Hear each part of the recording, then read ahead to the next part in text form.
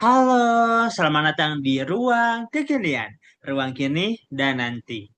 Nah, kembali bersama saya Zam Jamaluddin dan kali ini kita akan membahas topik yang menarik yaitu berkaitan dengan peran asesmen dalam meningkatkan sebuah kualitas pembelajaran.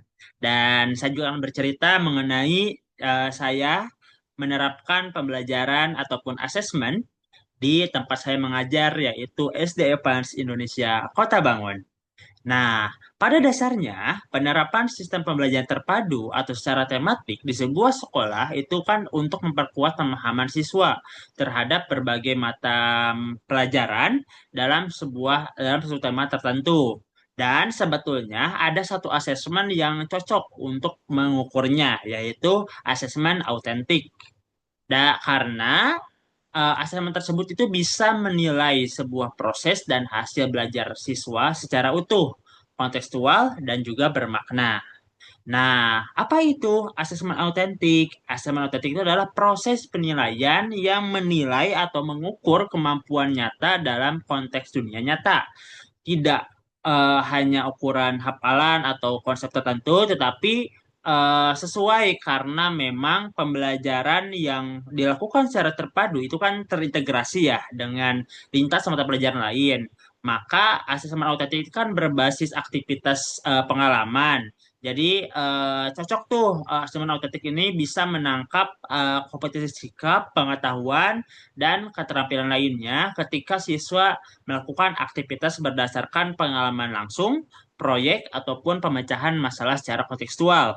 Nah, lalu bagaimana caranya untuk asesmen autentik ini dapat meningkatkan kualitas pembelajaran tematik? Nah, yang saya terapkan, khususnya mungkin dalam pembelajaran STEAM, ada beberapa langkah. Yang pertama adalah meningkatkan kebermaknaan belajar atau meaningful learning. Nah, dalam pembelajaran STEAM yang saya lakukan, siswa itu kan tidak belajar mata pelajaran secara terpisah, tetapi melalui satu tema, misalnya energi yang memang dekat dengan kehidupan mereka. Berarti, asesmen yang saya lakukan kemarin itu adalah untuk menilai kemampuan nyata melalui tugas siswa, yaitu berbasis proyek, praktik, asesmen eh, eksperimen, produk, karya, sampai juga presentasi. Itu beberapa guru juga memilih beberapa asesmen.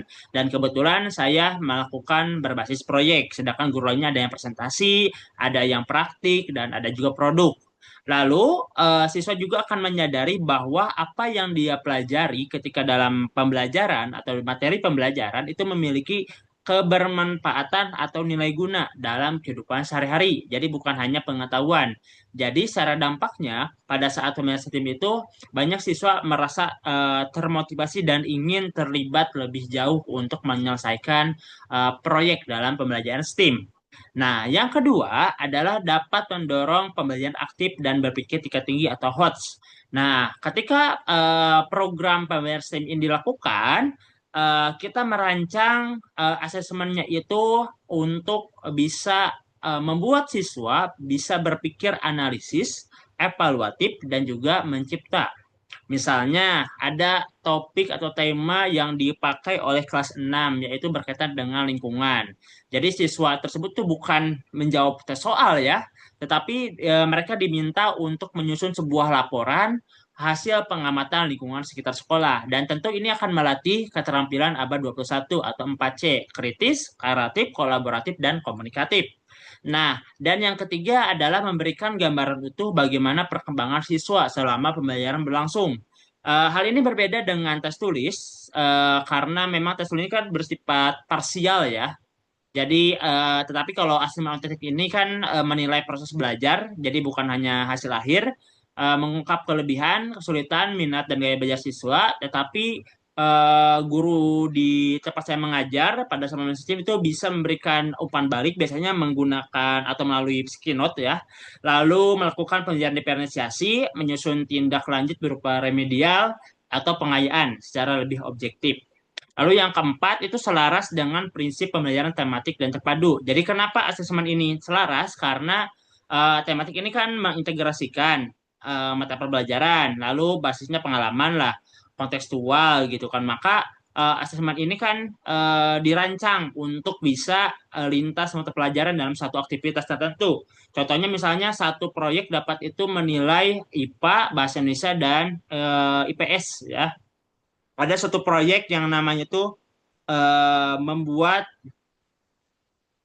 jembatan matematika. Di situ ada mereka belajar fisika IPA ya, IPA-nya jadi bangun ruang, fisika hitungan kekuatan dari jembatan, lalu ada bagian bangun datar ya dalam pelajaran matematika, lalu ada laporannya dalam bahasa Indonesia.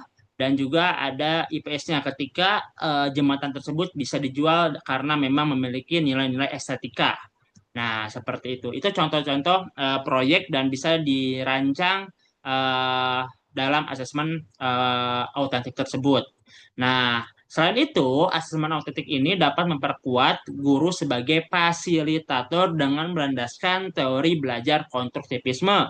Nah, jadi guru itu tidak hanya sebagai pemberi nilai, tetapi sebagai pengamat, proses belajar, pemberi umpan balik, dan pembimbing perkembangan siswa. Makanya pembelajarannya kan ada refleksinya, ada perbaikan dari proyek yang dilakukan, dan berpusat terhadap siswa. Dan secara implikasi sebetulnya pembelajaran ataupun asesmen autentik ini dapat membuat siswa dapat paham secara konseptual lebih mendalam karena menuntut untuk memperbaiki dan meningkatkan kualitas dari pembelajaran. Dan juga hasilnya nanti setelah dilakukan asesmen nanti akan terlihat pembelajaran itu akan berkembang agar memang bisa bermakna dan tidak hanya berorientasi pada nilai saja.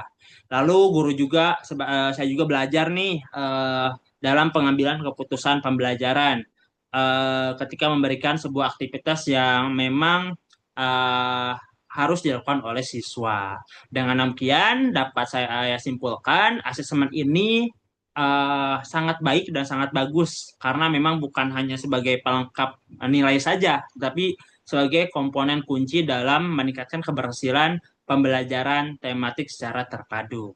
Nah, sekian yang ingin saya sampaikan. Terima kasih. Mari kita diskusikan sama-sama ya. Oke, sekian. See you next time.